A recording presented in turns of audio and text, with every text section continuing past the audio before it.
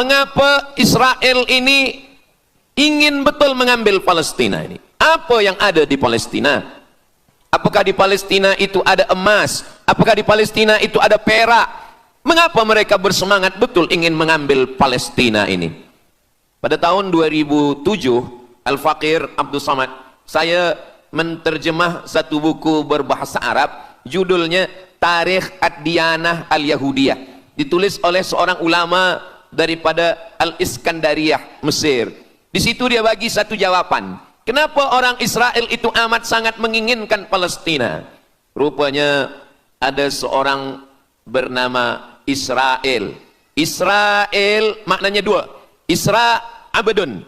El bahasa Hebrew language, bahasa Ibrani. El artinya Tuhan. Israel artinya hamba Tuhan.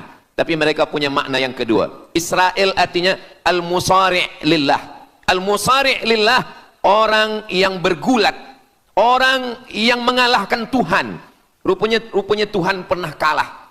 Dan ketika Tuhan kalah, lalu Tuhan memberikan hadiah satu petak tanah, dan tanah itu adalah tanah Palestina menurut mereka. Jadi mereka meyakini bahwa ketika Tuhan dikalahkan oleh Israel, maka hadiahnya adalah bumi Palestina. Itulah kenapa mereka amat sangat ingin mengambil tanah itu. Tapi kita pula, Palestina bagi kita adalah hijrahnya Nabi Muhammad sallallahu alaihi wasallam yang dituliskan dalam Al-Qur'an. A'udzubillahi minasyaitonir rajim. Subhanalladzi asra bi'abdihi lailan minal masjidil haram ilal masjidil aqsa alladzi barakna haulah. Dulu semasa belajar di Al-Azhar ada satu subjek namanya Al-Milal wan Nihal. Al-Milal maknanya aliran-aliran keagamaan, wan Nihal agama-agama. Maka salah satu aliran itu disebut dengan Zion. Zion adalah nama satu bukit yang ada di Palestina. Lalu mereka mengambil nama ini sebagai satu gerakan dunia. Dalam bahasa Arabnya disebut dengan As-Sahyuniyah atau Zionis. Mereka ingin mengembalikan Yahudi ke Palestina. Apa yang membuat mereka ingin? Rupa-rupanya mereka meyakini bahwa mereka menunggu-nunggu seorang lelaki. Lelaki itu bernama Mesiah. Dalam bahasa mereka sebut dengan Mesiah. Dalam bahasa Arabnya adalah Al-Masih. Al-Masih diambil dari kata masaha. Masaha artinya disapu. Kita dalam wudhu ada menyapu. Idza qumtum ila shalah, kalau kamu ingin sembahyang, faghsilu wujuhakum, muka dibasuh. Wa aydiyakum ilal marafiq, tangan pun dibasuh hingga ke siku. Tapi kepala dengan telinga tidak dibasuh. Kepala dengan telinga disapu.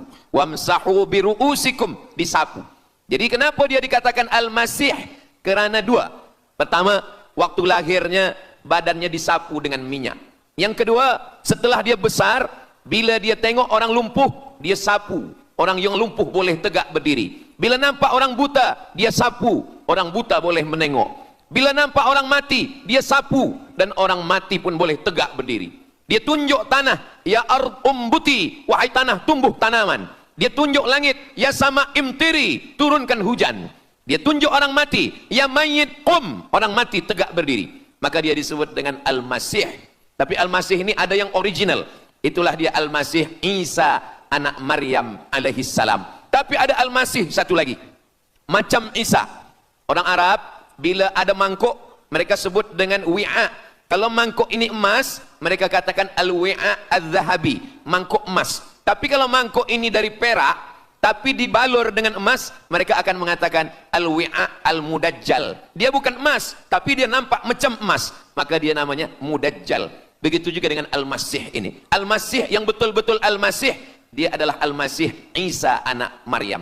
Tapi ada yang macam Al-Masih, bentuknya macam Al-Masih, macam mukjizat Al-Masih, tapi dia bukan Al-Masih. Itulah dia Al-Masih Ad-Dajjal. Sebenarnya mereka sedang menunggu Al-Masih Ad-Dajjal. Kita pula sebelum salam, kita minta perlindungan kepada Allah dari Al-Masih Ad-Dajjal. Allahumma inni a'udzubika min adzabi jahannam wa min adzabil qabri wa min fitnatil mahya wal mamat wa min syarri fitnatil masihid Dajjal.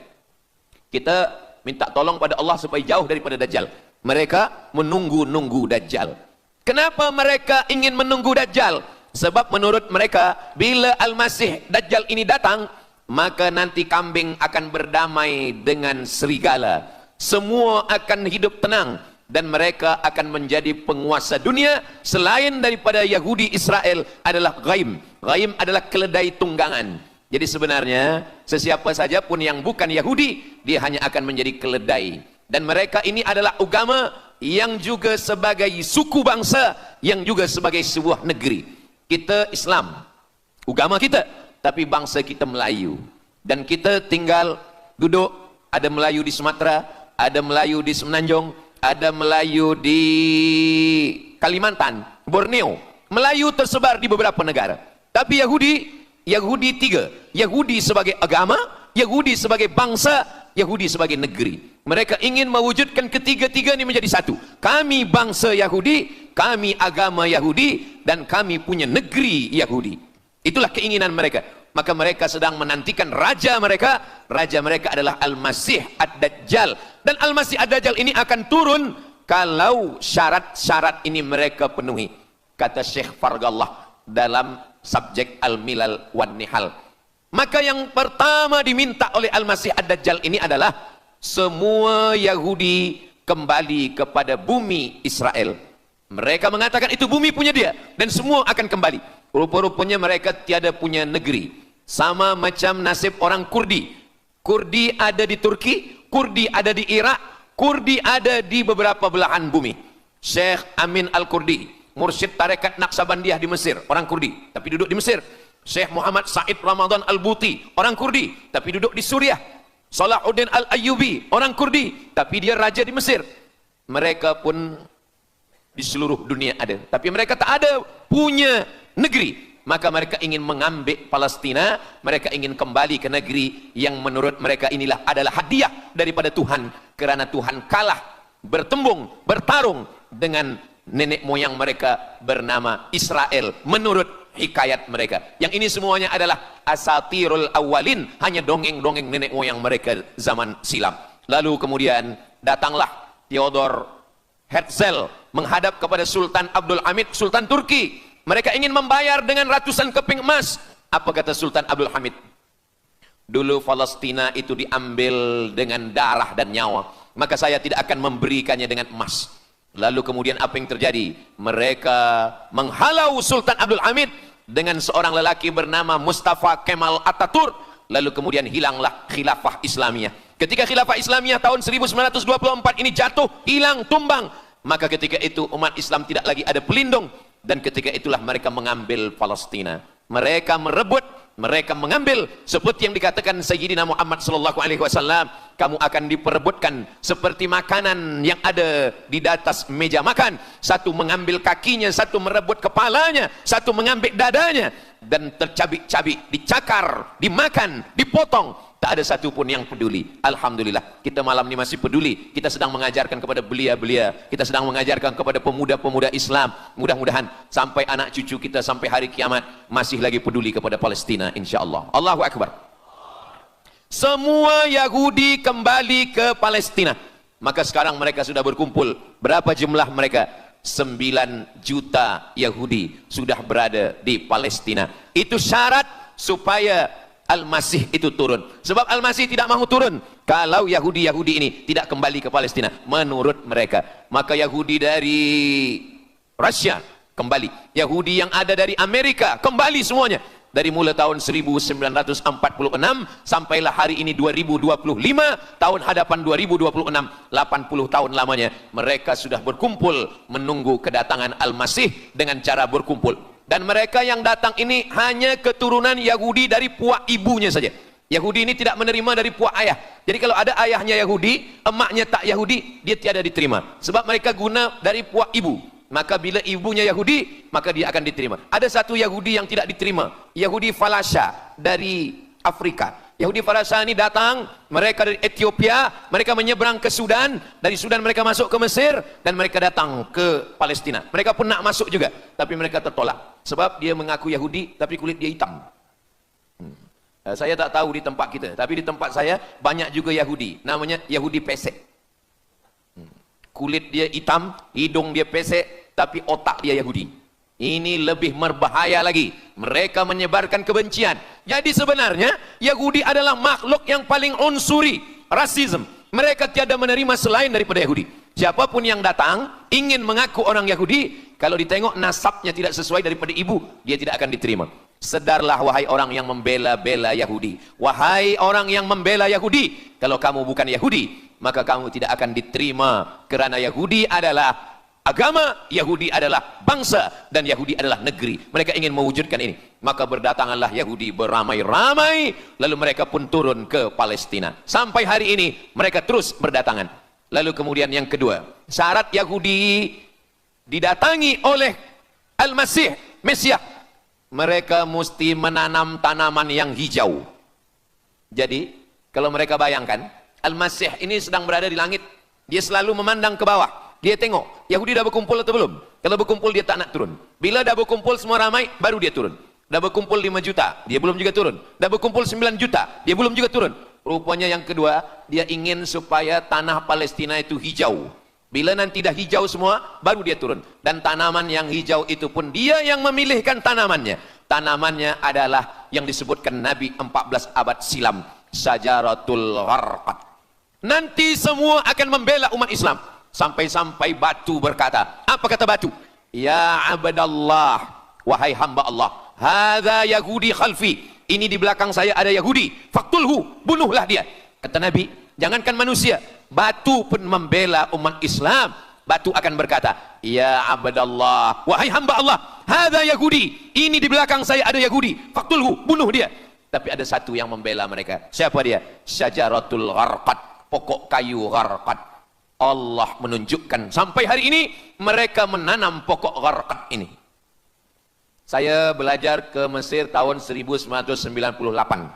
Musim panas tahun 1999, saya pergi ke satu kawasan bernama Aris. Selepas itu pergi ke sebuah kota, kota ini bernama Rafah. Rafah ini dibagi dua, setengah diambil oleh Yahudi, setengah lagi diambil oleh Mesir. Dari sempadan ini kita boleh menengok hijau. Lalu saya pun bertanya kepada ulama yang mendampingi kami, Tuan Syekh, itu pokok apa yang hijau? Kata Syekh, itulah pokok yang disebutkan Nabi Muhammad sallallahu alaihi wasallam. Pokok itu bernama Syajaratul Gharqad, dan mereka memang menanam pokok itu sekarang. Supaya apa? Supaya Al-Masih menengok dari atas, bila dia tengok dah hijau, dia pun akan turun menurut keyakinan Yahudi. Yahudi sudah berkumpul 9 juta orang. Pokok Gharqad sudah ditanam, sudah. Ada lagi. Apa dia? Mesti menghancurkan Babilonia. Babilonia adalah raja yang dulu menghancurkan kerajaan Yahudi. Nama rajanya Nebukadnezar. Nebukadnezar dari Babilonia menghancurkan kerajaan Yahudi. Maka Yahudi ini pendendam. Orang yang paling dendam di atas dunia ini adalah Yahudi. Nebukadnezar sudah lama musnah, tapi dendam mereka kepada Irak sampai hari ini. Babilonia itu adalah Irak. Maka siapapun yang menjadi penguasa, pasti mereka akan perintahkan untuk menghantam Irak. Dari mula George Bush sampailah sekarang, Irak selalu dihantam. Dituduh bahwa Irak ada punya senjata membunuh manusia.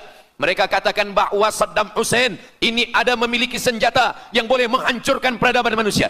Akhirnya mereka membunuh Saddam Hussein. Apa yang terjadi? Sampai hari ini Saddam Hussein tiada memiliki apapun untuk menghancurkan umat manusia. Jadi sebenarnya adalah ini agenda daripada Yahudi.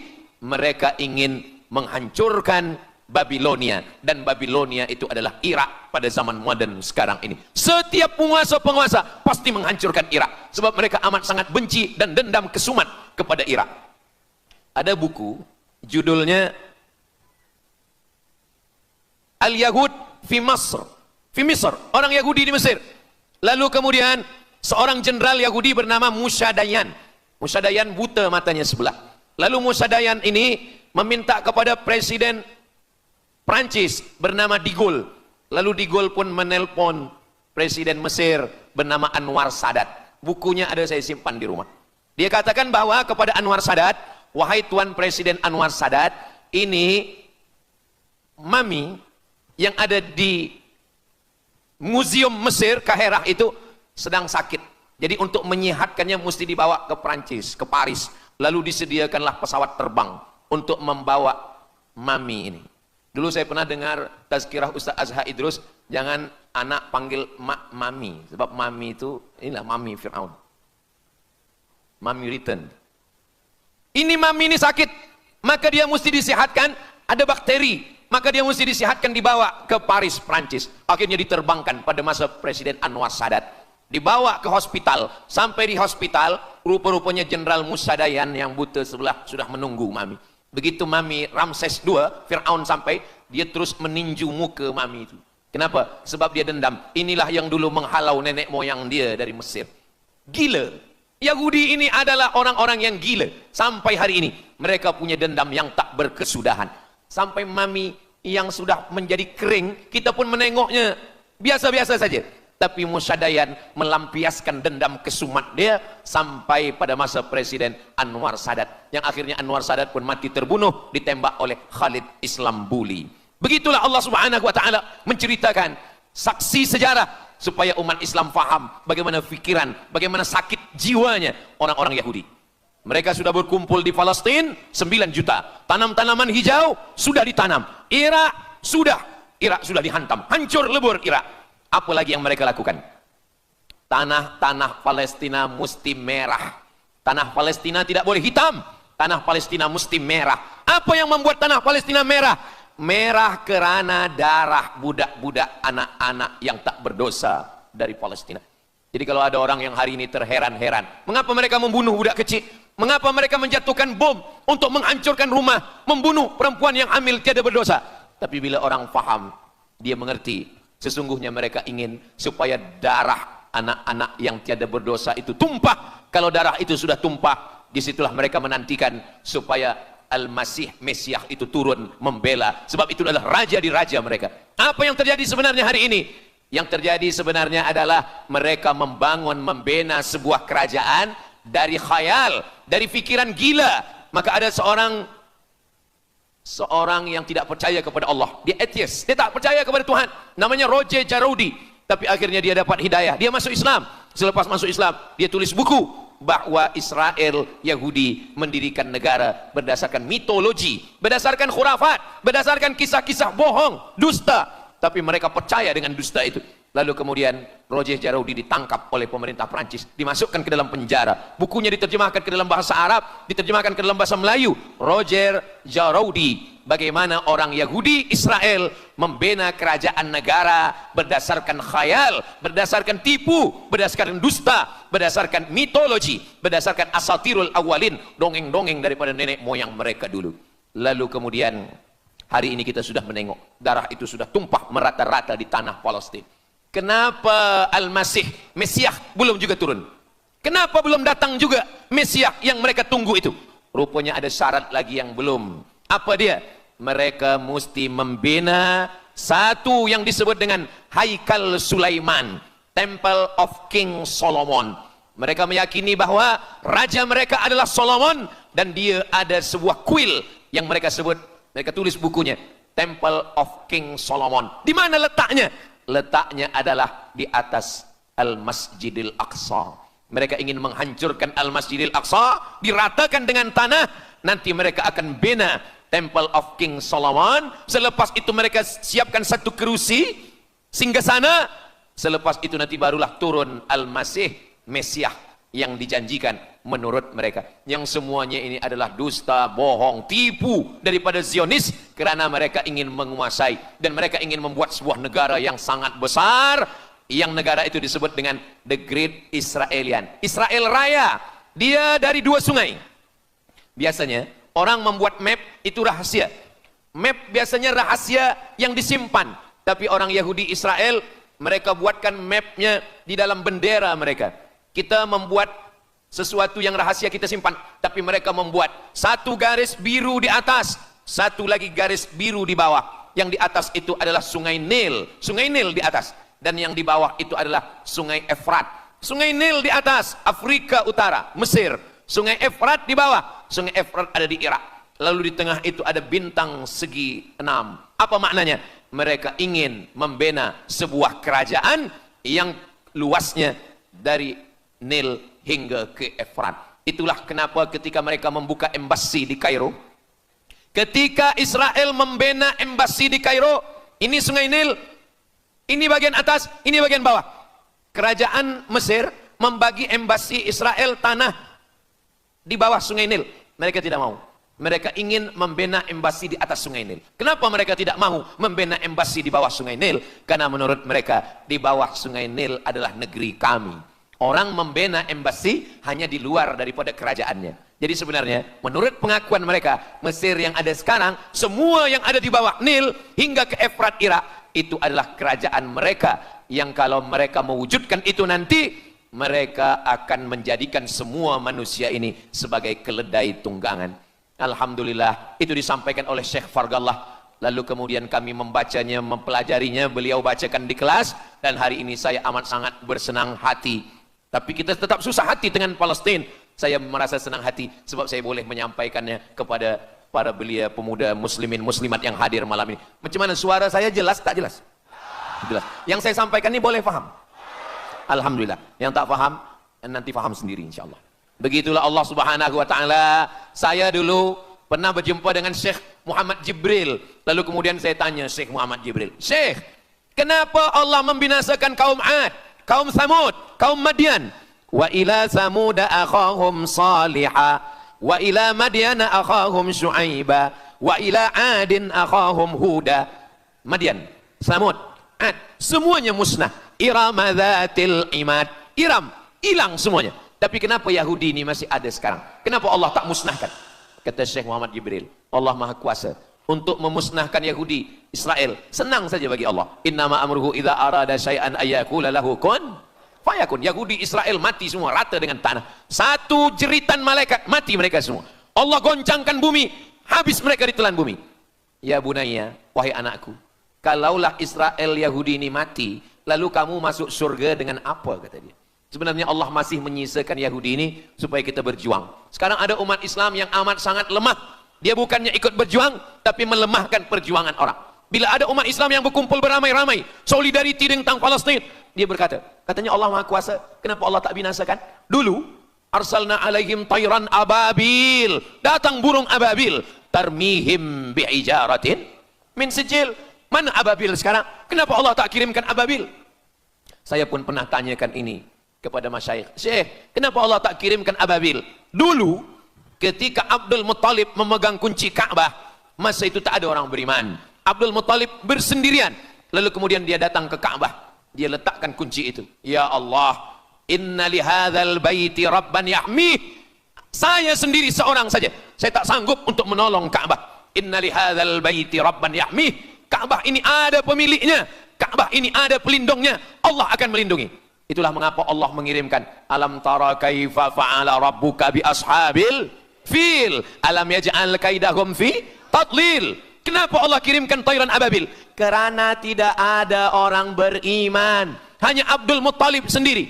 Tapi sekarang 2 miliar orang beriman yang bersyahadat asyhadu an la ilaha illallah wa asyhadu anna muhammadan rasulullah. Itulah kenapa Allah tidak mengirimkan tayran ababil. Itulah kenapa Allah tidak membuatkan goncangan. Itulah kenapa. Tapi sedikit banyak Allah mulai menurunkan pertolongannya. Kalau sudah datang pertolongan Allah Subhanahu wa taala, idza jaa nasrullah, kalau sudah datang pertolongan Allah, idza jaa nasrullah wal fath, kemenangan. Wa ra'aitan nasa yadkhuluna fi dinillahi afwaja. Insyaallah, alaysa subuhu biqarib. Subuh tak lama lagi. Pertolongan Allah pasti datang. Nasrum minallah wa fathun qarib. Hasbunallah wa ni'mal wakil. Ni'mal maula wa ni'man nasir. Wala haula wala quwata illa billahil aliyil azim.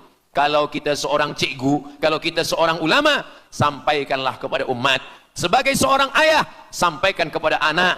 Sebagai seorang ahli keluarga, kita mesti ingatkan, buatkan baju dengan lambang, simbol, bendera penderitaan Palestina. Kalau kita menonton dengan keluarga di rumah, tontonkan bagaimana penderitaan anak-anak di Palestina.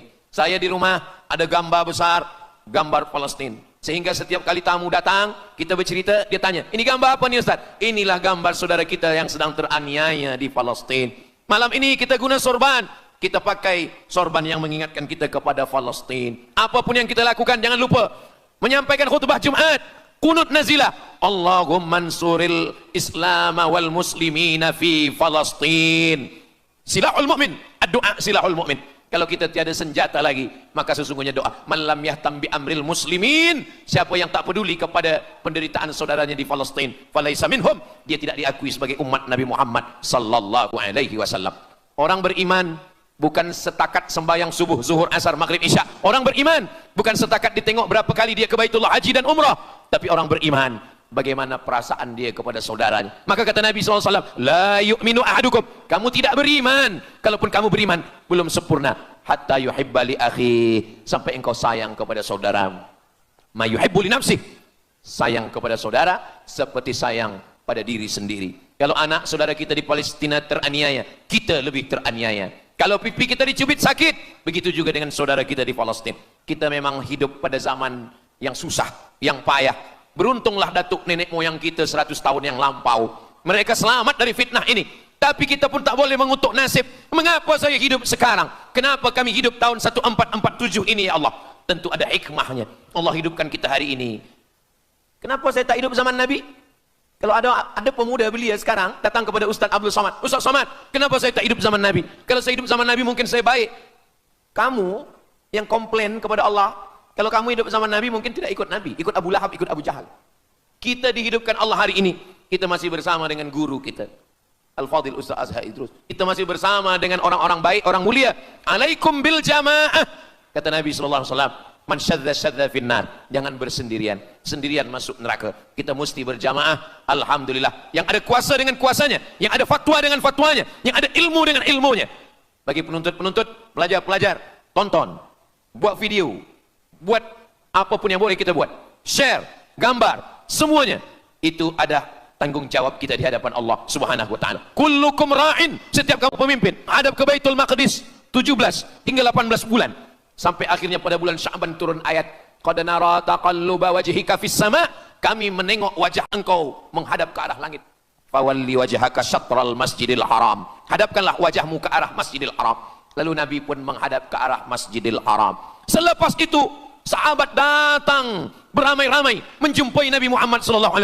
Ya Rasulullah, bagaimana saudara kami yang sembahyang, yang solat 16 bulan, 17 bulan, 18 bulan, dia menghadap ke Palestina, apakah solatnya diterima Allah? Turun ayat, wa ma kana Allahu liyudhi'a imanahum. Tafsirnya, wa ma kana Allahu liyudhi'a salatahum. Allah tidak menyia-nyiakan sembahyang mereka, Allah tidak menyia-nyiakan solat mereka. Sembahyang mereka yang dulu menghadap ke Baitul Maqdis diterima Allah atau tidak, itu yang mereka cemaskan, itu yang mereka khawatirkan. Sembahyang yang 18 bulan itu yang mereka takutkan. Bagaimana kita sekarang? Bagaimana sembahyang saudara kita? Bagaimana puasa mereka? Bagaimana musim sejuk mereka sejuk? Bagaimana mereka tak boleh makan, tak boleh minum? Kalau kita sudah berbuat di luar kemampuan kita, kita tidak akan dituntut di hadapan Allah. La yukallifullahu nafsan illa wus'aha. Mudah-mudahan apa yang kita lakukan malam ini, kita bangkitkan semangat jamaah. Selemah-lemahnya adalah doa. Selemah-lemah kekuatan orang beriman adalah melafazkan doa kepada Allah supaya Allah memberikan pertolongan. Tak ada yang susah bagi Allah Subhanahu wa taala. Itulah yang boleh Al-Faqir sampaikan pada malam hari ini, solidariti kita tentang Palestina. Mudah-mudahan ada manfaatnya. Banyak cakap kata yang tak berkenan di hati, menyinggung perasaan, saya memohon maaf beribu-ribu maaf. Mudah-mudahan yang kita lakukan malam ini diridhai Allah Subhanahu wa taala dan boleh kita bawa bekal menghadap Allah. Bila kita mati ditanya oleh Allah, inilah jawaban kita. Kami sudah berkumpul, kami sudah bangkitkan semangat, kami sudah berdoa, kami sudah menjelaskan bagaimana jahat Yahudi. Mengapa Israel ini ingin betul mengambil Palestina ini? Apa yang ada di Palestina? Apakah di Palestina itu ada emas? Apakah di Palestina itu ada perak? Mengapa mereka bersemangat betul ingin mengambil Palestina ini?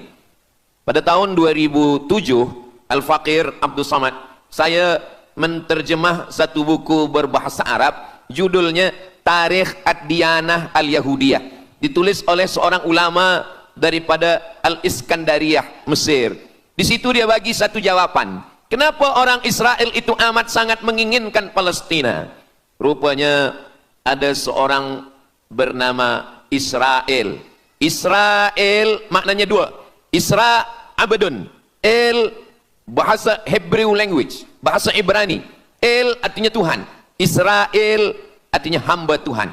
Tapi mereka punya makna yang kedua. Israel artinya al-musari' lillah. Al-musari' lillah, orang yang bergulat, orang yang mengalahkan Tuhan. Rupanya Tuhan pernah kalah. Dan ketika Tuhan kalah, lalu Tuhan memberikan hadiah satu petak tanah. Dan tanah itu adalah tanah Palestina. Menurut mereka. Jadi mereka meyakini bahwa ketika Tuhan dikalahkan oleh Israel, maka hadiahnya adalah bumi Palestina. Itulah kenapa mereka amat sangat ingin mengambil tanah itu.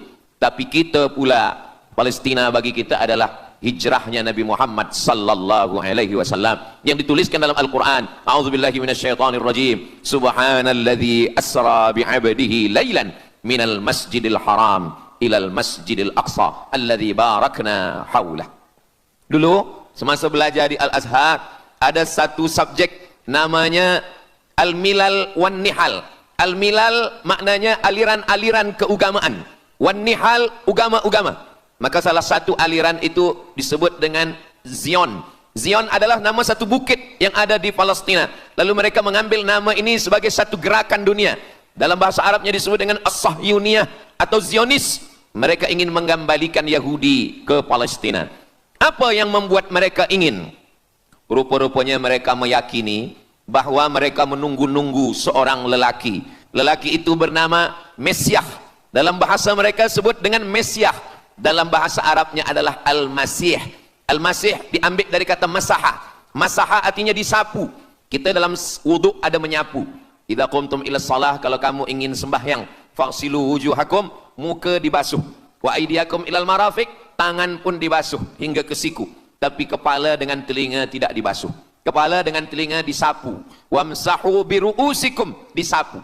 Jadi kenapa dia dikatakan Al-Masih? Kerana dua. Pertama, waktu lahirnya badannya disapu dengan minyak. Yang kedua, setelah dia besar, bila dia tengok orang lumpuh, dia sapu. Orang yang lumpuh boleh tegak berdiri. Bila nampak orang buta, dia sapu. Orang buta boleh menengok.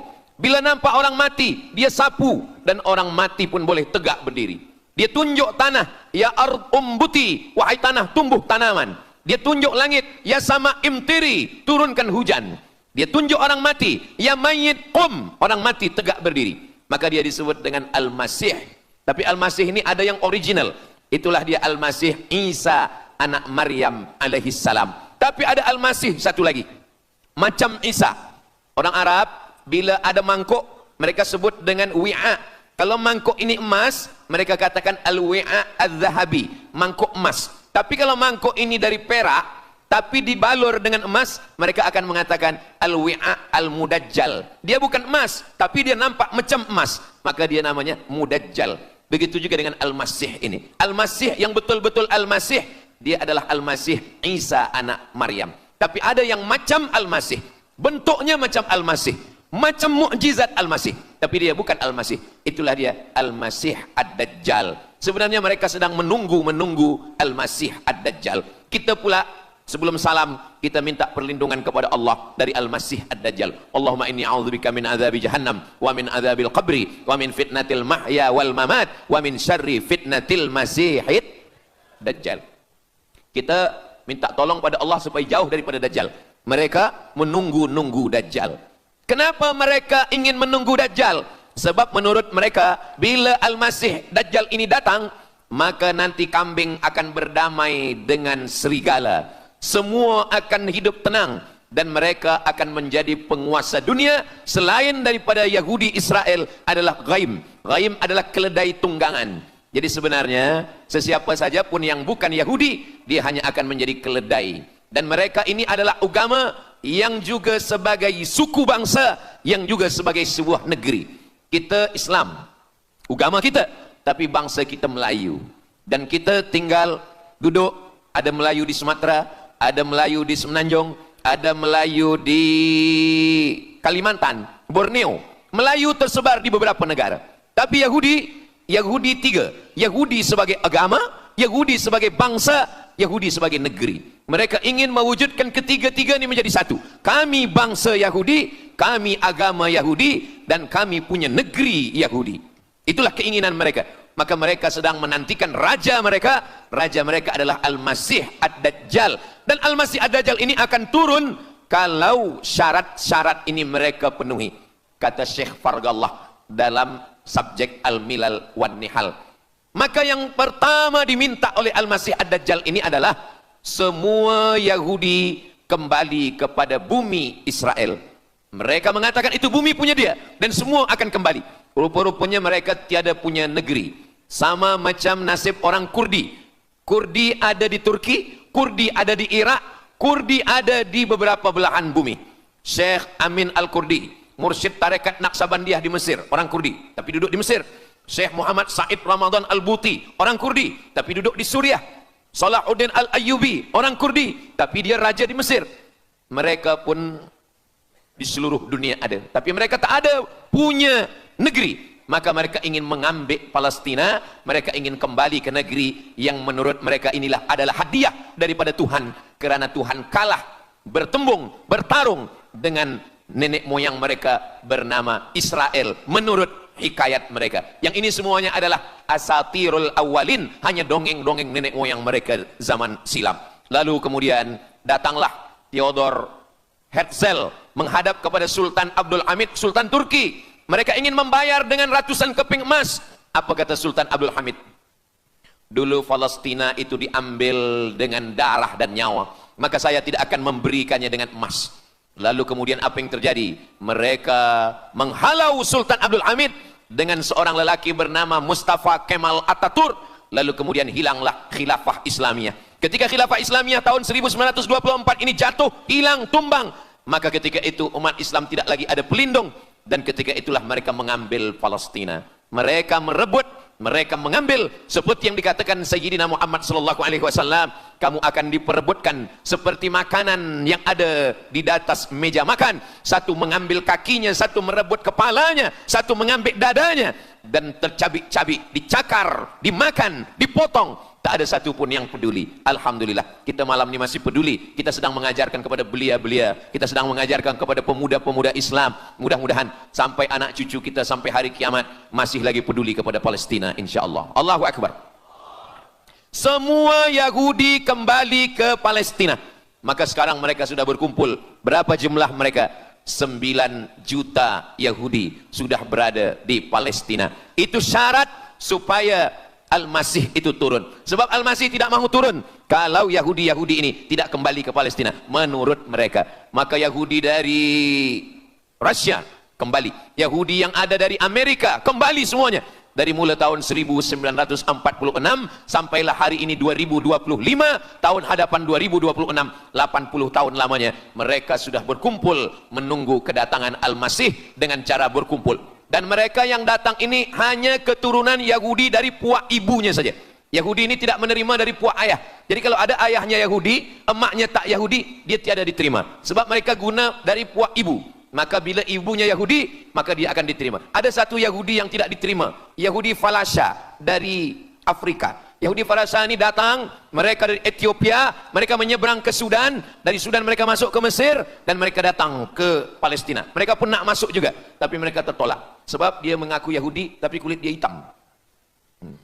Saya tak tahu di tempat kita, tapi di tempat saya banyak juga Yahudi, namanya Yahudi pesek. Kulit dia hitam, hidung dia pesek, tapi otak dia Yahudi. Ini lebih berbahaya lagi. Mereka menyebarkan kebencian. Jadi sebenarnya Yahudi adalah makhluk yang paling unsuri, rasisme. Mereka tiada menerima selain daripada Yahudi. Siapapun yang datang ingin mengaku orang Yahudi, kalau ditengok nasabnya tidak sesuai daripada ibu, dia tidak akan diterima.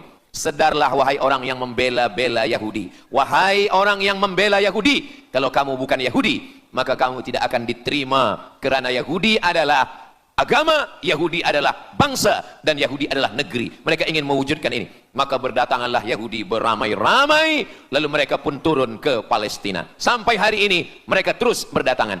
Lalu kemudian yang kedua, syarat Yahudi didatangi oleh Al-Masih, Mesias, mereka mesti menanam tanaman yang hijau.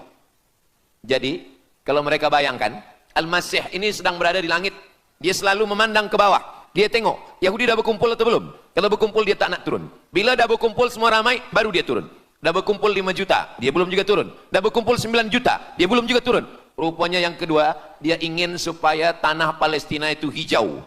Bila nanti dah hijau semua, baru dia turun. Dan tanaman yang hijau itu pun dia yang memilihkan tanamannya. Tanamannya adalah yang disebutkan Nabi 14 abad silam, Syajaratul Gharqad. Nanti semua akan membela umat Islam. Sampai-sampai batu berkata, apa kata batu?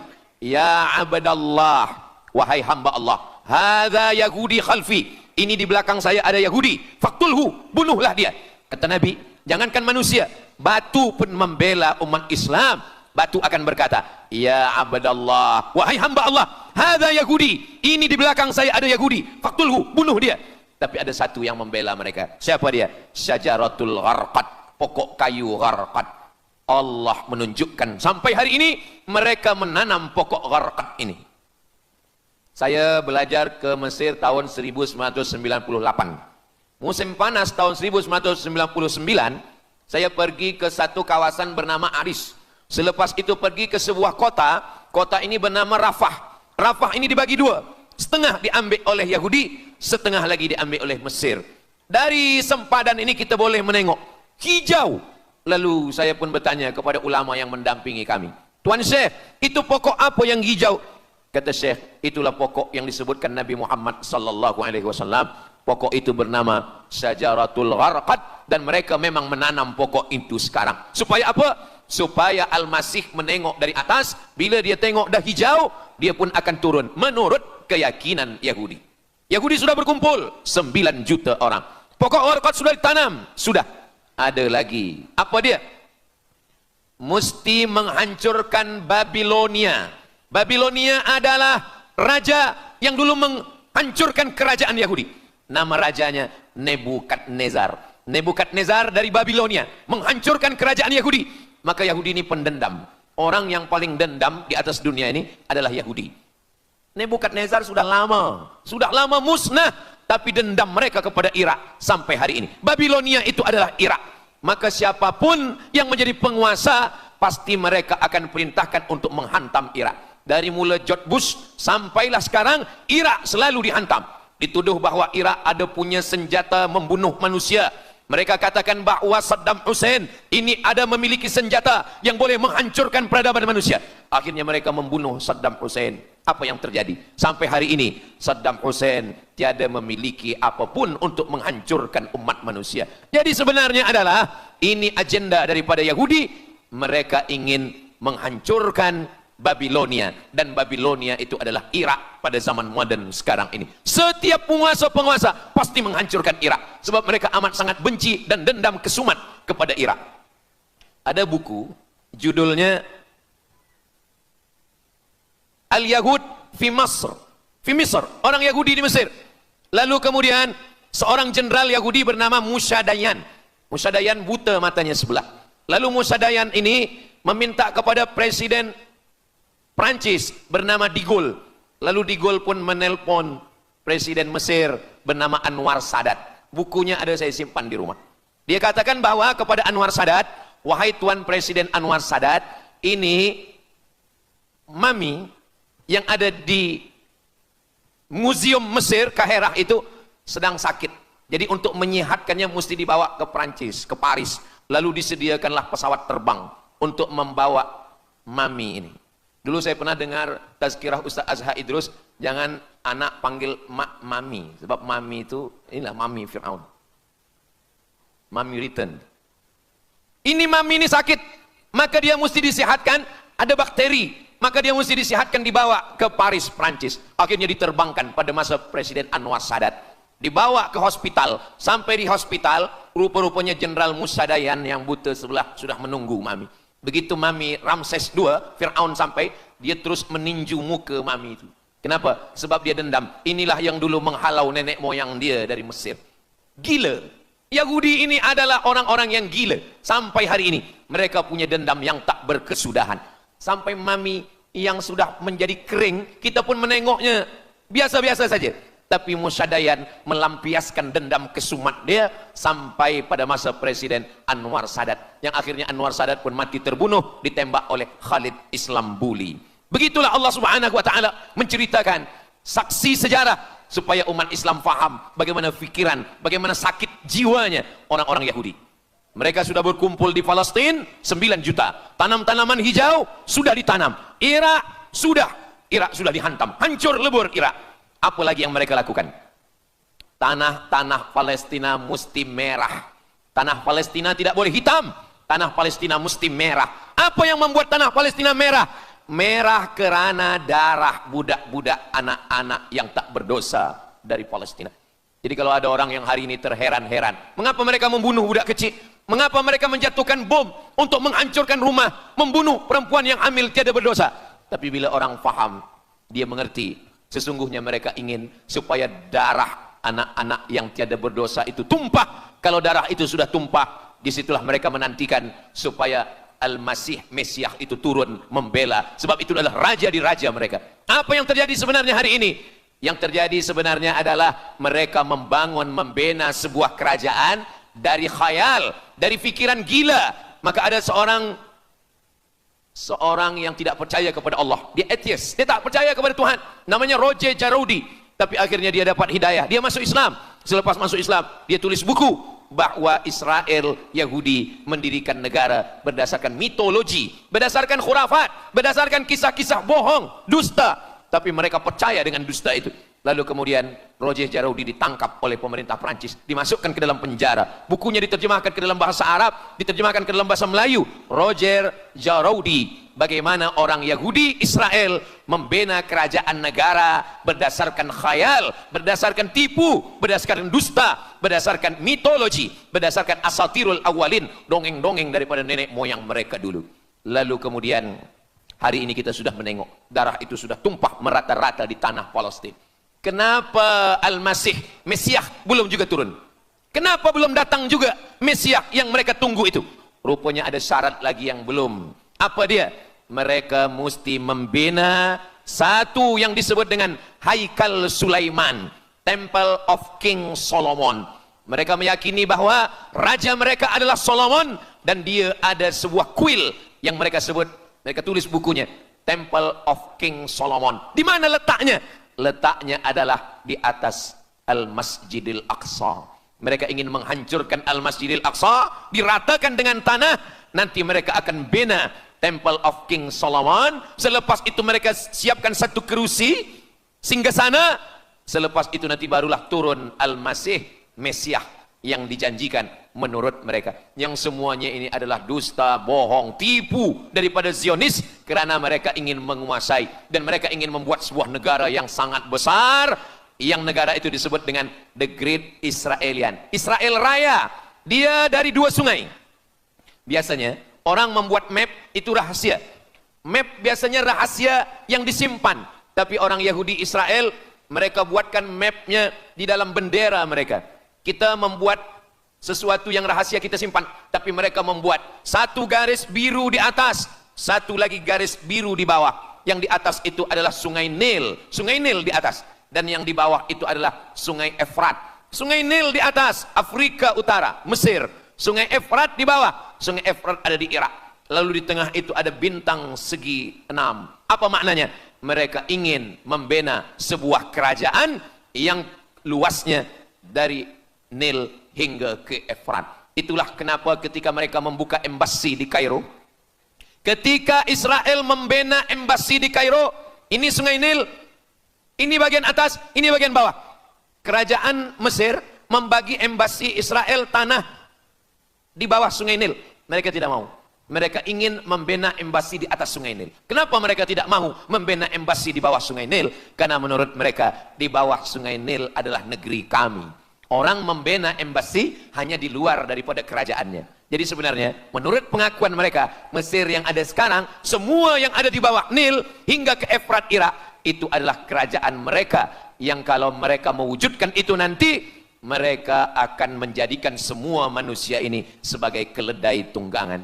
Alhamdulillah, itu disampaikan oleh Syekh Fargallah. Lalu kemudian kami membacanya, mempelajarinya, beliau bacakan di kelas, dan hari ini saya amat sangat bersenang hati.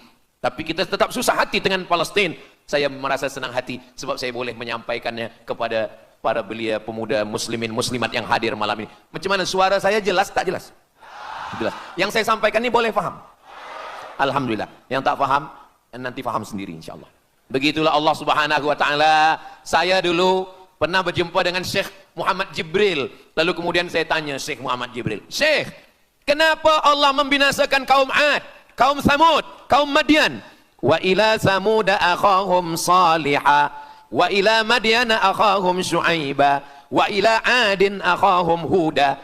Madian, Samud, Ad, semuanya musnah. Iram dzatil imad. Iram, hilang semuanya. Tapi kenapa Yahudi ini masih ada sekarang? Kenapa Allah tak musnahkan? Kata Syekh Muhammad Jibril, Allah Maha Kuasa untuk memusnahkan Yahudi, Israel. Senang saja bagi Allah. Innama amruhu idza arada syai'an ayyakula lahu kun fayakun. Yahudi Israel mati semua rata dengan tanah. Satu jeritan malaikat mati mereka semua. Allah goncangkan bumi, habis mereka ditelan bumi. Ya bunayya, wahai anakku, kalaulah Israel Yahudi ini mati, lalu kamu masuk surga dengan apa, kata dia. Sebenarnya Allah masih menyisakan Yahudi ini supaya kita berjuang. Sekarang ada umat Islam yang amat sangat lemah. Dia bukannya ikut berjuang, tapi melemahkan perjuangan orang. Bila ada umat Islam yang berkumpul beramai-ramai, solidariti tentang Palestin, dia berkata, katanya Allah Maha Kuasa, kenapa Allah tak binasakan? Dulu, arsalna alaihim tayran ababil, datang burung ababil, tarmihim bi'ijaratin min sijil. Mana ababil sekarang? Kenapa Allah tak kirimkan ababil? Saya pun pernah tanyakan ini kepada masyayikh. Syekh, kenapa Allah tak kirimkan ababil? Dulu, ketika Abdul Muttalib memegang kunci Ka'bah, masa itu tak ada orang beriman. Abdul Muttalib bersendirian. Lalu kemudian dia datang ke Ka'bah. Dia letakkan kunci itu. Ya Allah, inna li hadzal baiti rabban yahmih.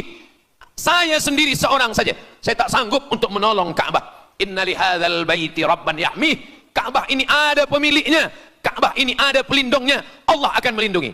Itulah mengapa Allah mengirimkan alam tara kaifa fa'ala rabbuka bi ashabil fil alam yaj'al kaidahum fi tadlil. Kenapa Allah kirimkan tayran ababil? Karena tidak ada orang beriman, hanya Abdul Muttalib sendiri. Tapi sekarang 2 miliar orang beriman yang bersyahadat asyhadu an la ilaha illallah wa asyhadu anna muhammadan rasulullah. Itulah kenapa Allah tidak mengirimkan tayran ababil. Itulah kenapa Allah tidak membuatkan goncangan. Itulah kenapa. Tapi sedikit banyak Allah mulai menurunkan pertolongannya. Kalau sudah datang pertolongan Allah subhanahu wa ta'ala, idza jaa nasrullah, kalau sudah datang pertolongan Allah, idza jaa nasrullah wal fath, kemenangan, wa ra'aitan nasa yadkhuluna fi dinillahi afwaja, insyaallah alaysa subuhu biqarib, subuh tak lama lagi pertolongan Allah pasti datang. Nasrum minallah wa fathun qarib, hasbunallah wa ni'mal wakil, ni'mal maula wa ni'man nasir, wala haula wala quwata illa billahil aliyil azim. Kalau kita seorang cikgu, kalau kita seorang ulama, sampaikanlah kepada umat. Sebagai seorang ayah, sampaikan kepada anak. Sebagai seorang ahli keluarga, kita mesti ingatkan, buatkan baju dengan lambang, simbol, bendera penderitaan Palestin. Kalau kita menonton dengan keluarga di rumah, tontonkan bagaimana penderitaan anak-anak di Palestin. Saya di rumah ada gambar besar, gambar Palestin. Sehingga setiap kali tamu datang, kita bercerita, dia tanya, ini gambar apa nih Ustaz? Inilah gambar saudara kita yang sedang teraniaya di Palestin. Malam ini kita guna sorban, kita pakai sorban yang mengingatkan kita kepada Palestin. Apapun yang kita lakukan, jangan lupa menyampaikan khutbah Jumat, kunut nazilah, Allahumma ansuril Islam wal muslimina fi Palestin.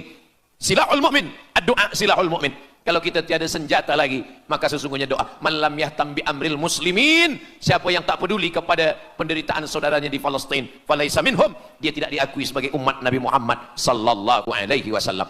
Orang beriman bukan setakat sembahyang subuh, zuhur, asar, maghrib, isya. Orang beriman bukan setakat ditengok berapa kali dia ke Baitullah haji dan umrah, tapi orang beriman bagaimana perasaan dia kepada saudaranya. Maka kata Nabi SAW, la yu'minu ahadukum, kamu tidak beriman, kalaupun kamu beriman, belum sempurna, hatta yuhibba li akhi, sampai engkau sayang kepada saudaramu. Ma yuhibbu li nafsih, sayang kepada saudara seperti sayang pada diri sendiri. Kalau anak saudara kita di Palestina teraniaya, kita lebih teraniaya. Kalau pipi kita dicubit sakit, begitu juga dengan saudara kita di Palestina. Kita memang hidup pada zaman yang susah, yang payah. Beruntunglah datuk nenek moyang kita 100 tahun yang lampau. Mereka selamat dari fitnah ini. Tapi kita pun tak boleh mengutuk nasib. Mengapa saya hidup sekarang? Kenapa kami hidup tahun 1447 ini ya Allah? Tentu ada hikmahnya. Allah hidupkan kita hari ini. Kenapa saya tak hidup zaman Nabi? Kalau ada pemuda belia sekarang datang kepada Ustaz Abdul Somad. Ustaz Somad, kenapa saya tak hidup zaman Nabi? Kalau saya hidup zaman Nabi mungkin saya baik. Kamu yang komplain kepada Allah, Kalau kamu hidup bersama Nabi mungkin tidak ikut Nabi, ikut Abu Lahab, ikut Abu Jahal. Kita dihidupkan Allah hari ini, kita masih bersama dengan guru kita, Al-Fadhil Ustaz Azhar Idrus. Kita masih bersama dengan orang-orang baik, orang mulia. Alaikum bil jamaah. Kata Nabi SAW, man syadza finnar, jangan bersendirian, sendirian masuk neraka. Kita mesti berjamaah. Alhamdulillah, yang ada kuasa dengan kuasanya, yang ada fatwa dengan fatwanya, yang ada ilmu dengan ilmunya. Bagi penuntut-penuntut, pelajar-pelajar, tonton, buat video, buat apapun yang boleh kita buat, share, gambar, semuanya itu ada tanggung jawab kita di hadapan Allah Subhanahu wa taala. Kullukum ra'in, setiap kamu pemimpin, hadap ke Baitul Maqdis 17 hingga 18 bulan. Sampai akhirnya pada bulan Sya'ban turun ayat, qad nara taqalluba wajhika fis sama', kami menengok wajah engkau menghadap ke arah langit. Fawalli wajhaka syatral masjidil haram, hadapkanlah wajahmu ke arah Masjidil Haram. Lalu Nabi pun menghadap ke arah Masjidil Haram. Selepas itu sahabat datang beramai-ramai menjumpai Nabi Muhammad SAW. Ya Rasulullah, bagaimana saudara kami yang sembahyang, yang sholat 16 bulan, 17 bulan, 18 bulan, dia menghadap ke Palestina, apakah sholatnya diterima Allah? Turun ayat, wa ma kana Allahu liyudhi'a imanahum. Tafsirnya, wa ma kana Allahu liyudhi'a sholatahum.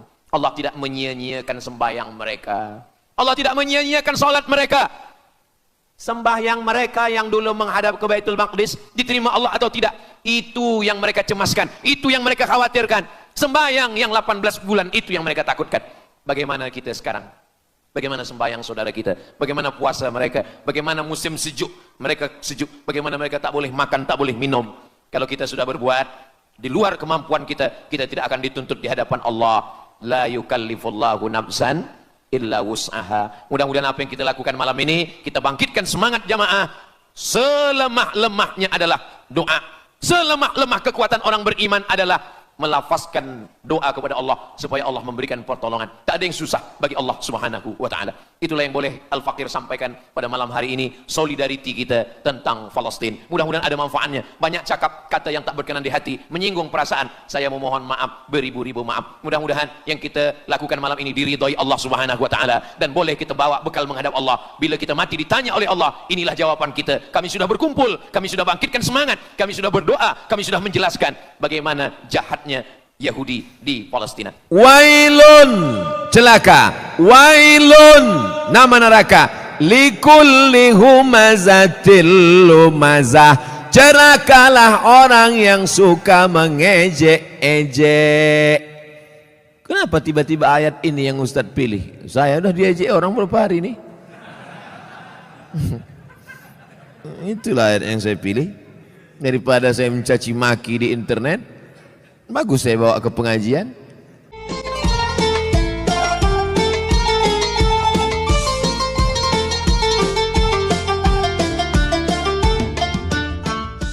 Assalamualaikum warahmatullahi wabarakatuh.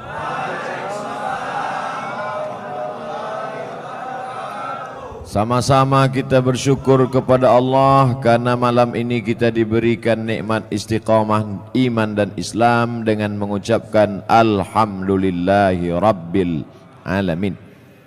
Berselawat kepada Rasulullah dengan mengucapkan Allahumma salli ala Sayyidina Muhammad wa ala ali Sayyidina Muhammad. Saya sampaikan materi ini lebih kurang 1 jam 60 menit. Setelah itu saya akan menjawab pertanyaan-pertanyaan yang ditulis di kertas. Mudah-mudahan Allah menjadikan pertemuan kita malam ini menjadi nilai amal soleh. Amin ya rabbal alamin. Hadir bersama kita malam ini Al-Mukarram Al-Ustadz Haji Darwin Hasibuan SPDI Qori Internasional. Kemudian para alim ulama, tuan-tuan guru, ustadz-ustadz tak dapat saya sebutkan satu persatu. Ketua beserta seluruh pengurus masjid, yang besar tak dihimbau gelar, yang kecil tak disebut nama. InsyaAllah kita semuanya mendapatkan pahala jihad fi sabilillah. Amin ya rabbal alamin. Bagi yang di luar mohon maaf, tak usah tengok ke dalam ini, tengok aja layar-layar. Tak ada layar, tengoklah ke sini sikit-sikit. Kami rasanya dari dalam ini menengok keluar macam menengok akuarium.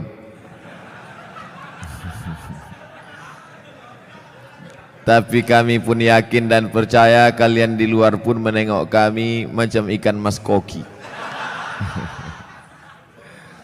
Jadi ternyata kami di luar, kalian di dalam. Kita ini semuanya sama-sama melihat orang dengan cara pandang kita. Kita seringkali menengok orang dengan cara pandang kita, padahal kita disuruh merasakan perasaan orang lain. Betul? La yu'minu ahadukum, kamu tak beriman hatta yuhibba li akhi, sampai kau sayang kepada saudaramu ma yuhibbu li nafsi, sama seperti sayang pada diri sendiri. Apa bukti imannya mantap? Karena dia sudah haji, karena ke Makkah, karena sudah bangun masjid, infak sedekah. Betul? Tapi puncak daripada mengukur iman adalah bagaimana merasakan perasaan saudara kita. Susah dia, susah juga kita. Puncak iman adalah ketika tapak kaki orang tertusuk duri, sakit tapak kaki kita. Nah, itu baru sampai pada puncak iman. Puncak iman adalah ketika sakit anak orang, ikut kita merasakan seolah-olah itu anak kita. Nah, itu baru sampai pada puncak iman. Banyak orang menganggap anak orang anak dia, tak masalah. Yang jadi masalah bini orang bini dia, itu masalah. Baik, malam ini kita akan membaca satu surah dalam Al-Quran yang selalu dibaca imam saat sholat. A'udzubillahi minasyaitonir rajim. Wailul likulli humazatil lumazah. Wail artinya celaka. Yang selama ini suka mengejek orang, mencaci maki orang, celaka. Arobahlah, wail. Wail artinya celaka. Makanya Allah Ta'ala menyebut beberapa orang celaka dalam Quran. Wailul lil mutaffifin, celaka orang yang curang memainkan timbangan. Kalau dia belanja ke pasar matanya tajam. Kurang. Kalau dia membaca Quran tak nampaknya mana idgham, ikhfa, qalqalah, gunnah bila gunnah, titik nun macam titik ba. Tapi kalau menengok mata timbangan dipajak, orang Medan bilang pajak, orang Jakarta bilang pasar. Pergilah orang Medan ke Jakarta, mau kemana Pak? Ke pajak. Diantaranya kantor perpajakan.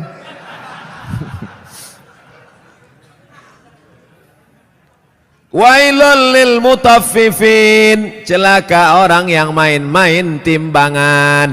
Hati-hati tukang timbang pokok sawit, tukang timbang buah sawit. Asal ditimbang 50 kilo, tandan besar 50 kilo, tandan kecil 50 kilo. Kenapa begini? Rupanya memang udah di setel timbangan tuh, mau besar mau kecil 50 kilo. Ada gunanya sembahyang, puasa, sholat mau melayang karena zalim memainkan timbangan. Tak ada gunanya pengajian malam ini. Bukti pengajian malam ini berhasil bukan karena layarnya banyak di luar, bukan. Bukti pengajian malam ini berhasil apa? Besok pagi yang berjualan berdagang di pasar, luruskan balik timbangan. Siap? Tak semuanya siap kata dia. Tengok besoklah Pak Ustaz. Ditimbang di pasar, betul. Dibawa ke rumah, rupanya 7 on setengah. 1/4 kilo hilang. 5 orang belanja, 1 kilo 2 on setengah sudah kau makan harta orang dengan cara batil. Patutlah pagi petang siang malam berdoa, doamu tak dikabulkan Allah Subhanahu wa taala. Kenapa? Makan haram. Ustaz nyinggung pedagang aja, singgunglah PNS. Payah kita nyurus akte kelahiran nanti. Maksudnya yang PNS masuk, yang lain-lain masuk juga. Rasakan aja lah sendiri. Jangan mentang-mentang ku bilang timbangan hanya pedagang saja yang kena. Betul? Nah, wailul lil musallin. Kita baru membahas masalah wail. Ayat yang kita bahas wailul likulli humazatil lumazah, tapi digunakan kata wailul lil mutaffifin, celaka orang yang main timbangan. Wailul lil musallin, celaka orang yang sholat celaka. Itu maka banyak orang tak sholat sekarang. Kau kenapa tak sholat? Fawailul lil musallin, celaka orang yang sholat. Orang dulu kalau tak sholat aja. Orang sekarang ini sudah tak sholat pakai dalil pula. Hebat orang sekarang nih. Otak-otak sungsang semua. Kau kenapa tak sholat? Kenapa tak sembahyang? Fawailul lil musallin. Celaka orang yang sholat. Na'udzubillah. Itulah kadang berbunyi HP orang, kita sangka HP orang, rupanya HP kita. Udah mau marah saya tadi. Kenapa masuk masjid hidup HP? Siapa yang hidup HP? Rupanya HP kita. La ilaha illallah Muhammad Rasulullah. Fawailul lil HP. Celakalah orang yang HP-nya menyala. Fawailul lil musallin. Celaka orang yang salat. Wailul lil mutaffifin. Celaka orang yang curang timbangan. Wailul likulli humazatil lumazah. Celaka. Makna pertama wail, celaka. Makna yang kedua wail, neraka. Ada satu neraka namanya neraka wail. Dua-dua ini apakah dibenturkan maknanya? Tidak. Yang mengatakan celaka orang yang main timbangan, celaka orang yang sholat karena tak khusyuk main-main pikirannya, celaka orang wailul likulli humazatil lumazah. Betul maknanya, tak salah. Yang mengatakan neraka wail bagi orang yang curang timbangan, neraka wail bagi orang yang sholat tapi pikirannya tak khusyuk, neraka wail likulli humazatil lumazah, juga tak salah. Jadi kalau begitu makna wail dua. Yang pertama celaka, yang kedua artinya nama neraka. Oh, neraka itu ada nama-namanya Pak Ustaz? Ada nama neraka itu sakor. Masalakakum fi sakor. Mengapa kalian masuk neraka sakor? Apa kata penghuninya? Lam naku minal musallin. Kami tak solat. Walam naku nut'imul miskin. Kami tak mengasih makan orang miskin. Jadi namanya pun macam-macam. Banyak pertanyaan. Wailun, celaka. Wailun, nama neraka. Likulli humazatil lumazah.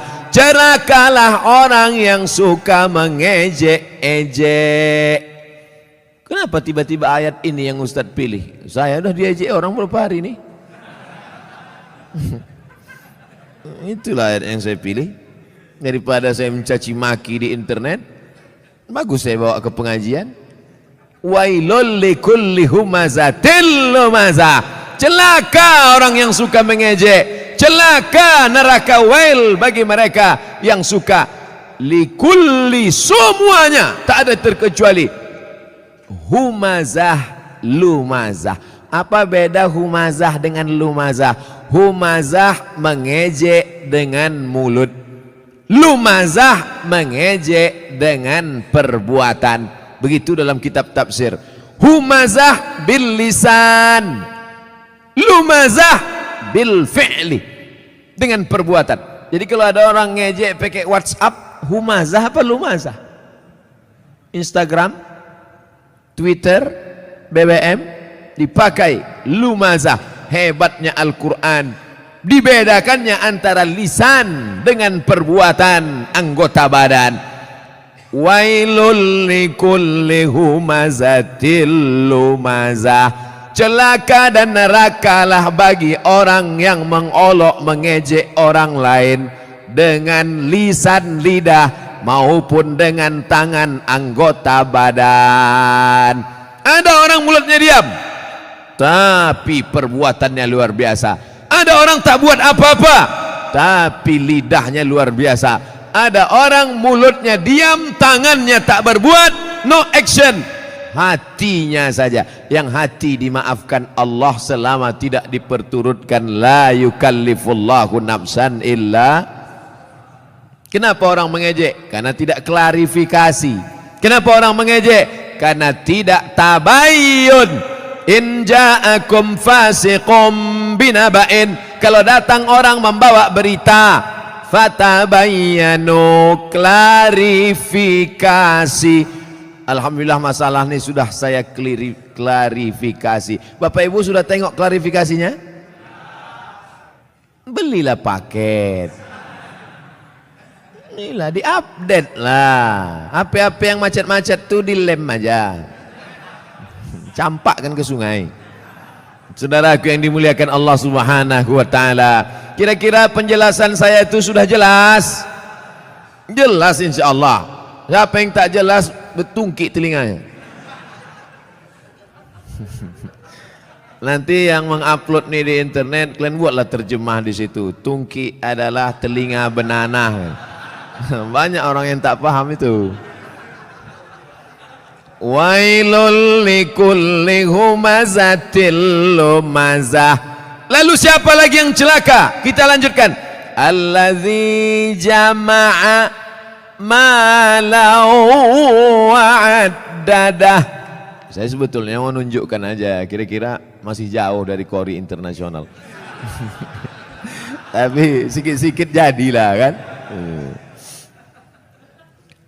Apalagi perbuatan orang ini, lidahnya mengejek, tangannya mengejek, perbuatannya mencela. Ada lagi perbuatan yang paling mengerikan. Jama'a, mengumpul, malau, harta, wa'ad, dadah, menghitung. Kerjanya dua aja, ngitung, ngumpul, ngitung, ngumpul, ngitung, ngumpul, ngitung, batuk, mati.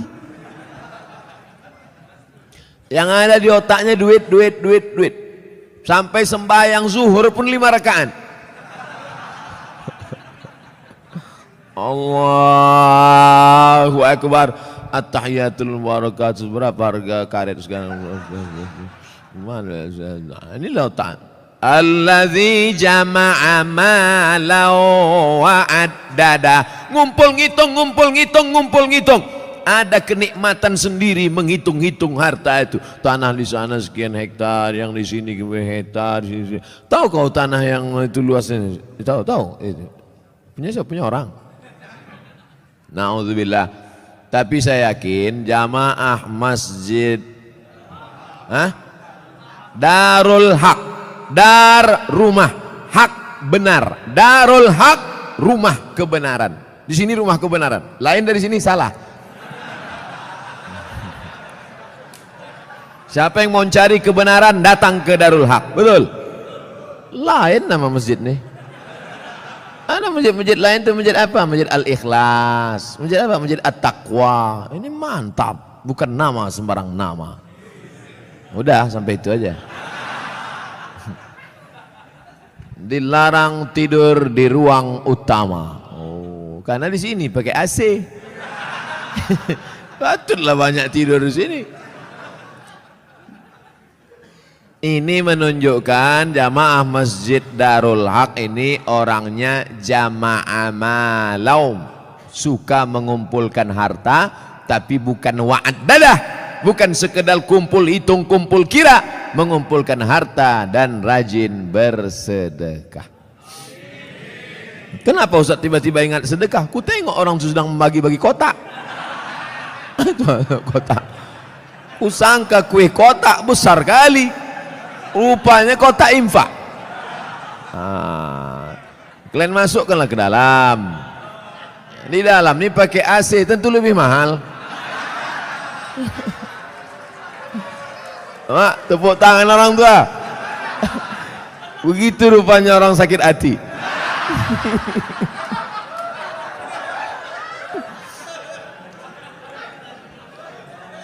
Artinya kata orang tuh, kami di luar panas, duit-duit receh nggak apa-apalah kata dia. Tak apa-apa, kalian sedekah pakai duit kerincing pun masuk surga insyaallah. Cuman agak lama lah sikit. Dikumpul harta, pergi pagi pulang petang, masuk ruko keluar toko, dikumpul duit, kumpul, mati. Bisa dibawa mati?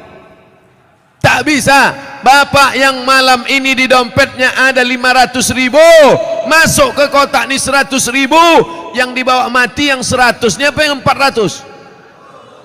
Yang dibawa mati yang 100.000-nya apa yang 400? Yang 100. Sekarang saya mau tanya, yang mau dibawa mati yang banyak apa yang sedikit? Masukkan yang banyak tuh. Begitu cara menjebak jamaah nih. Disimpan. Bapak Ibu, kalau ada tetangga kawan jamaah Masjid Darul Haq yang pelit, bin kikir, bin bakhil, bin medit, bin kedekut. Panggillah dia. Ada satu ayat kata Ustaz Somad untuk kau, sengaja diturunkan Allah untuk kau aja. Hebat itu. Aku tak datang pula kemarin di Masjid Darul Haq itu. Apa nama ayatnya? Ini dia. Jama'a malau wa'addadah. Mengumpul harta dan menghitung, ngumpul-ngitung mati. Lama hidup banyak dirasa, jauh berjalan banyak ditengok, lama pengajian banyak jumpa orang-orang kaya yang pelit. Akhirnya kemana Pak Haji Pulan kemarin yang pelit minta ampun tuh? Mati Pak Ustad. Rumahnya yang 2 lantai itu kemana? Udah dijual Pak Ustad. Bininya udah diambil berondong. Nah, kalau ada yang kalian pelit-pelit, tak ada saya suruh. Saya orangnya ceramah tak suka nyuruh-nyuruh orang. Tak pernah saya suruh, bersedekahlah, bersedekah. Tak ada pernah saya suruh. Mau sedekah silakan. Yang tak sedekah, ya tak apa-apa. Tapi tengoklah. Tak ada khusus suruh. Tengoklah bini kalian diambil orang nanti. Hah? Tukar mic. Kaya jamaahnya. Saya udah ceramah 30 menit. Rupanya di sini asal 30 menit ganti mikrofon.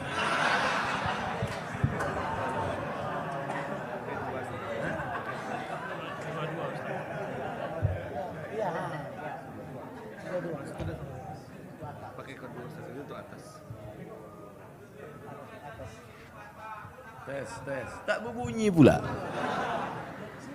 Macam-macam DJ kurasa.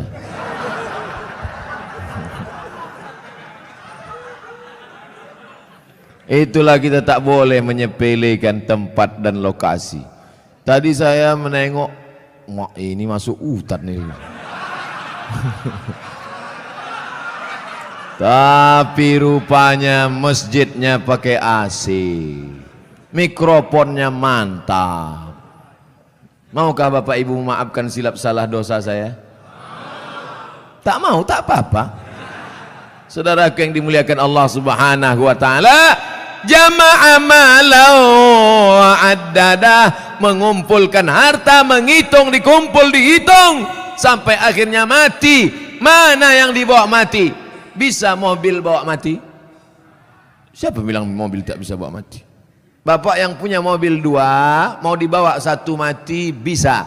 Bawa mobil carry itu ke Masjid Darul Haq, buat di situ ambulan membawa jenazah gratis. Siapa yang mau naik mobil itu syaratnya 1, mati. Kira-kira bisa tak mobil itu dibawa mati? Bisa. Meninggal bapak, pahalanya mengalir. Ini dipajang mobil sampai 2-3, tinggal rumah. Bisa rumah dibawa mati. Koslet ini hampir kesetrum bibir saya.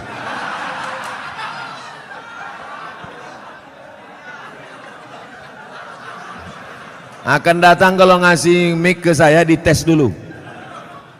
Sakitnya tak seberapa, malunya. Sempat terjungkang awak viral di situ kan. Ustadz Abdul Somad tak jadi ceramah mulut koslet. Siapa yang malu? Orang Tembung.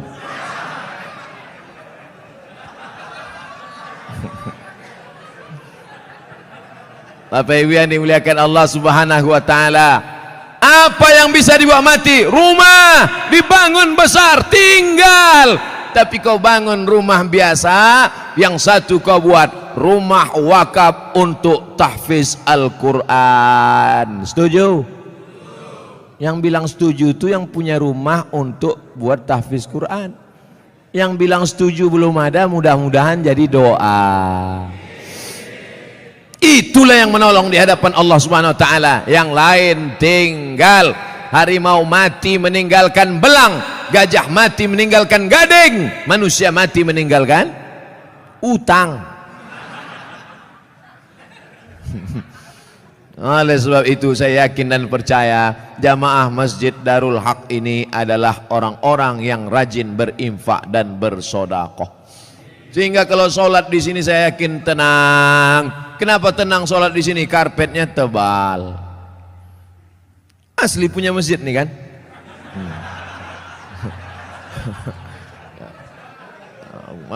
Kadang ada jamaah nih saking memuliakan ustadz dipinjam karpet.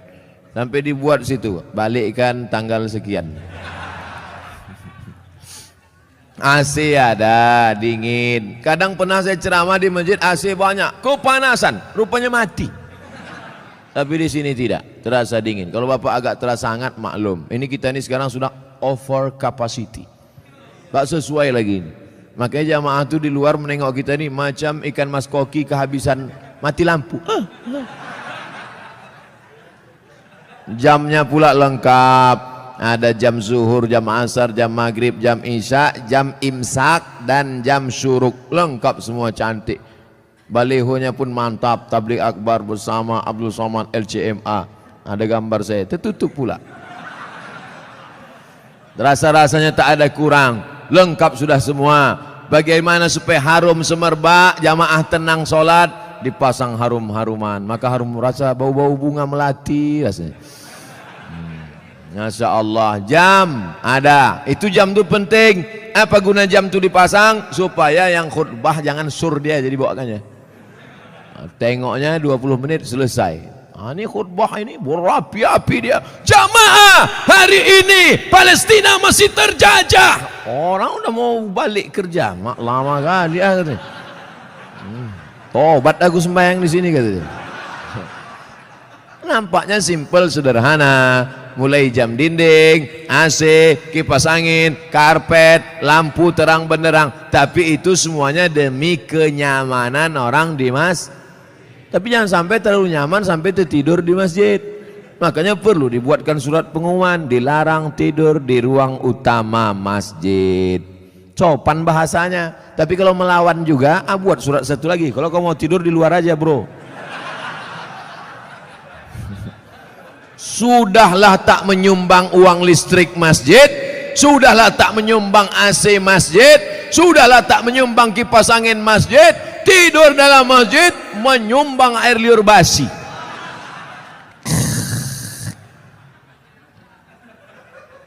Haram. Kenapa? Karena mengganggu. Imatatul adza anit tariq, perbuatan amal yang paling ringan, membuang yang mengganggu dari tepi jalan. Selalu diterjemahkan dalam hadis membuang duri dari tepi jalan. Imatatul adza, adza bukan duri, sesuatu yang mengganggu di tepi jalan. Kalau membuang yang mengganggu di tepi jalan berpahala, bagaimana dengan orang membuat yang mengganggu di dalam masjid?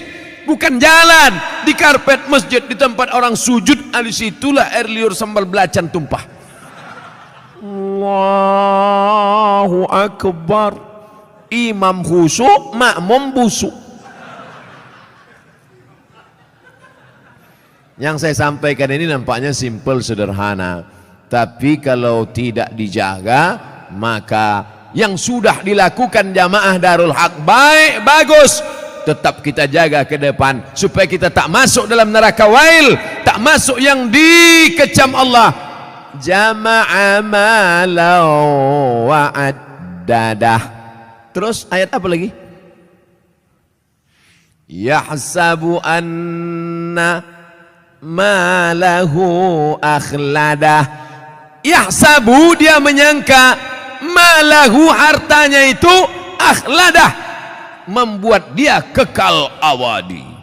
Rumahku yang besar membuat aku kekal abadi, mobilku yang mewah membuat aku kekal abadi, cincin permataku membuat aku kekal abadi. Maka digalilah kuburan batu di Mesir, ditemukan jenazah perempuan di dalam. Nama perempuan itu Nefertiti. Siapa namanya? Nefertiti, bukan jembatan. Nefertiti, perempuan tercantik, permata-permata, tinggal kering kerontang, semuanya tinggal tak bermakna. Yahsabu anna malahu akhladah. Dia menyangka dengan hartanya dia kekal abadi. Tidak saudaraku, tapi dengan harta orang bisa abadi. Mana contohnya?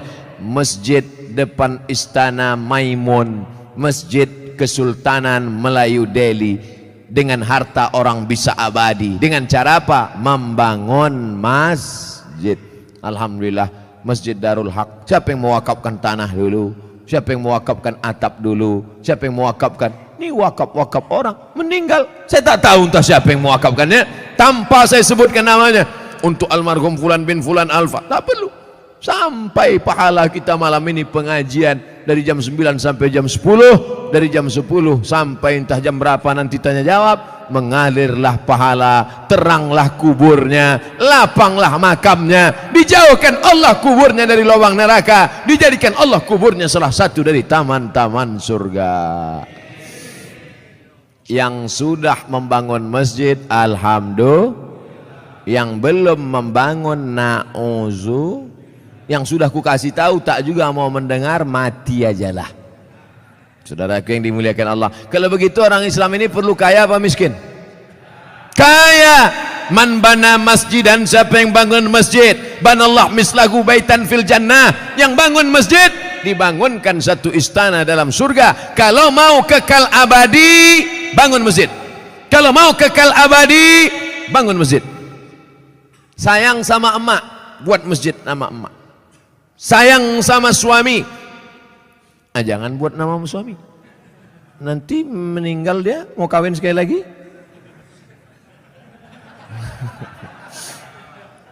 Buatlah nama masjidnya As-Salihin, masjidnya orang-orang soleh. Kau mau sholat kemana? Aku mau sholat ke masjid. Masjid apa namanya? Baitus Soman. Soman itu Allah, bukan saya. Saya ini Abdus Soman, hamba Allah. Ada orang bukan hamba Allah, Abdus Syaiton. Hamba setan. Panggilan set. Saudara yang dimuliakan Allah Subhanahu wa taala, yahsabu anna malahu akhladah, disangkanya dengan hartanya itu dia bisa kekal abadi. Tapi jangan gara-gara ini besok orang jamaah Masjid Darul Haq tak ada yang masuk kerja. Gara-gara apa? Kok tak kerja? Alah, tak ada gunanya. Kita pun akan mati juga nih semua. Jangan. Yang punya kebun tetap bekerja. Dulu orang Tembung ini lebar-lebar kebun tebunya kan. Sekarang masih ada lagi? Tak ada lagi. Udah berubah jadi rumah ruko semua. Yang punya kebun silakan sejauh mata memandang. Yang bisnis dagang toko ruko silakan. Tapi jangan masuk dalam jama'ah malahu wa'addadah. Jangan masuk dalam yahsabu anna malahu akhladah. Tapi dalam golongan apa? Yang membuatkan rumah kos gratis untuk anak-anak yang merantau dari daerah Sumatera Utara, kaya tapi duit tak ada, buatkan rumah kos gratis. Oh, berdatanganlah orang, kami mau gratis pak, syarat dan ketentuan berlaku. Apa syaratnya? IP 3,9 dan 4 saja. IP saya 4, mesti cantik, gatal. Saudara yang dimuliakan Allah Subhanahu wa taala, banyak anak-anak kita di kampung cerdas, IQ-nya tinggi, tapi karena tak ada duit tak bisa sekolah. Berapa sekarang kos di Medan? Yang paling murah kos di Medan berapa? Gope 500.000, itu pun triplek dinding. Nyamuknya tak banyak, 1 ekor, kawannya banyak.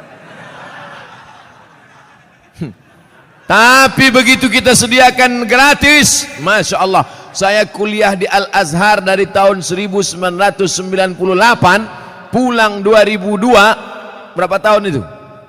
4 tahun. 98 pulang 2002. Kuliah gratis, asrama gratis, makan gratis, tiket gratis, disediakan pula lagi setiap bulan beasiswa.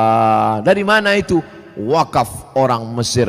Kalau orang Saudi Arabia berwakaf maklum, orang Saudi Arabia kaya-kaya, digali tanah mau mencari air, keluar gas.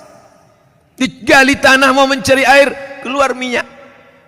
Tapi Mesir biasa saja. Semangat mereka berinfak, berwakaf, bersedekah luar biasa. Dari kesederhanaan. Kalau ada orang kaya bersedekah, biasa. tapi orang yang sederhana bisa mampu bersedekah, itu baru luar biasa. Kalau bapak-bapak ibu itu biasa di luar. Saudara yang dimuliakan Allah Subhanahu wa taala, wailul likulli humazatil lumazah alladzi jama'a malan wa 'addadah yahsabu anna malahu akhladah. Kalla, tak ada gunanya itu semua. Kenapa? La yumbazanna fil hutamah. Bukan disebutkan dalam ayat itu. Kalla, sekali-kali tidak. Kalla, tak ada gunanya kau tumpuk harta. Kalla, tak ada gunanya kau hitung-hitung harta. Kalla, jangan kau sangka kau akan abadi.